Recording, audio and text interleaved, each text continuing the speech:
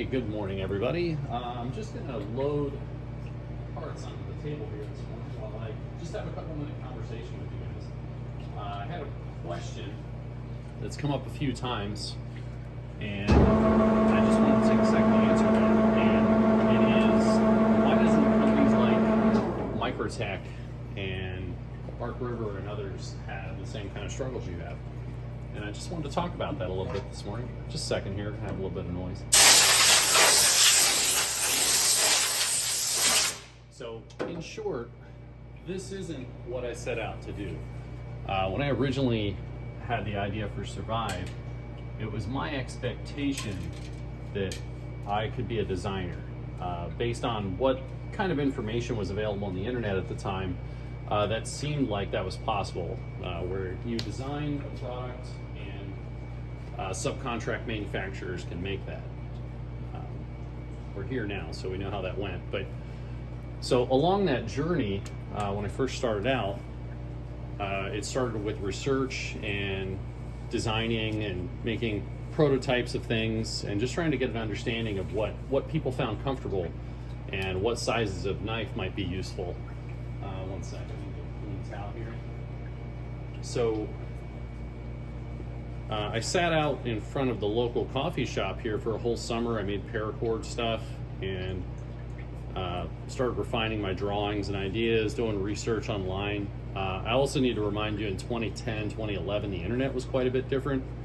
I think Instagram had just started, and it was just a different place. The SolidWorks wasn't what it was. I don't know if Fusion even existed, but the design and stuff has come so far, especially in the last couple of years. I'm really excited for how approachable 3D design and just some of the manufacturing for a hobbyist is, but that wasn't the case back then. So after feeling pretty confident in some of my earlier designs, I reached out to a couple of companies and tried to get a ball rolling there, which was pretty hard. I knew early on I didn't want to just have a career making knives. I don't really like standing in the same place doing the same thing over and over. Don't worry, I see the irony in that as I'm sitting here doing this. But after a few false starts here, I think we'd worked with White River knives back in the day. Early on, we'd worked with a company called Lamson & Goodnow. That's where I learned that a company, even though they might have all the right equipment, those guys make kitchen knives, or made kitchen knives. I'm not sure if they're still around, but they weren't very good at contract manufacturing.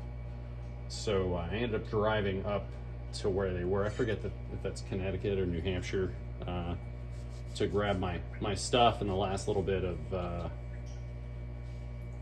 deposit and parts that I could salvage. And I used the last of my money to buy a KMG grinder, and I learned to grind knives, and I fixed those, and then had enough money to take a next step. I think that's when I started working with White River.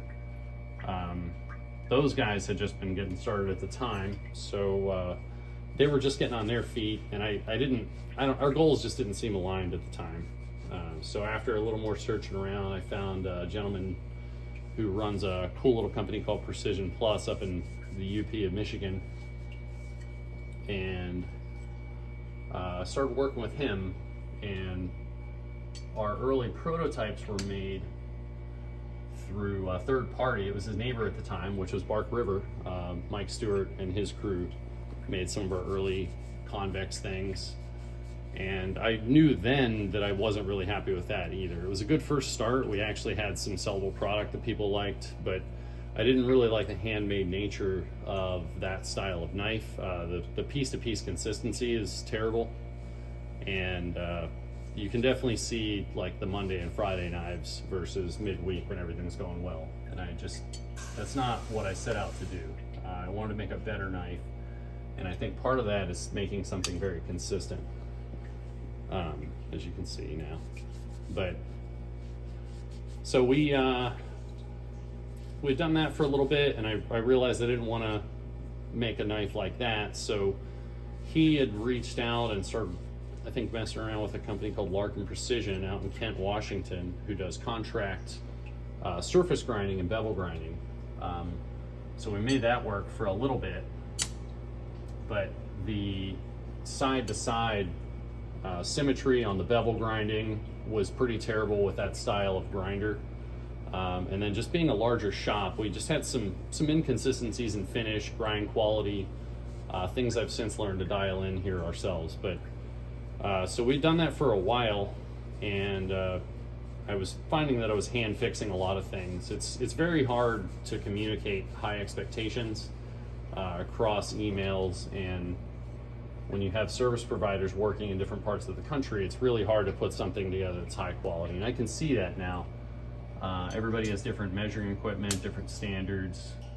Things just happen in manufacturing, and it's just not very a conducive environment for a high quality thing. It's very frustrating if you have high standards and low control over things. So I just about wrapped it up there, but the folks down at Millet Knives in Boise, just as I was gonna let this start going away, they'd reached out, I think it was 2017, 2018, something like that, to put some renewed vigor in us. And we decided to take all of our savings and everything and move ourselves down there. It seemed like that's where the universe was pushing us. So we at the time had taken on some finishing equipment to take care of the deficiencies that we were seeing with the Larkin style grinding and some of the different things. That's where I started developing some of our own surface finishing processes that we still use today. And we moved all that down there and seemed really hopeful. I didn't really understand all the manufacturing back then, but they looked like they had the right equipment. And we made the decision to move down there. We weren't really super into Boise, but it seemed like the right thing. And I guess the rest is kind of history. We spent a few years down there trying to make that work. I learned a lot about what not to do down there. And then since starting to take over the manufacturing, I've had to learn better ways. So that's what we've been doing since deciding to take on all this overhead to be able to wrap up these promises and move forward as a different company. We took on all this manufacturing and have since been just hammering after it, learning how to do the best job possible. 1 second here, I'm going to measure a part here before I throw these down. And you know, when we really got involved in this, I realized this had to come back here to Pennsylvania, where I'm from, because most of the consumables and supplies and stuff are here, and it just makes things a lot more efficient. So we're 197 cents. And so coming back here now, we're finally a manufacturing company, but we inherited a lot of damage along the way that has affected us and our ability to do what we're now deciding to do.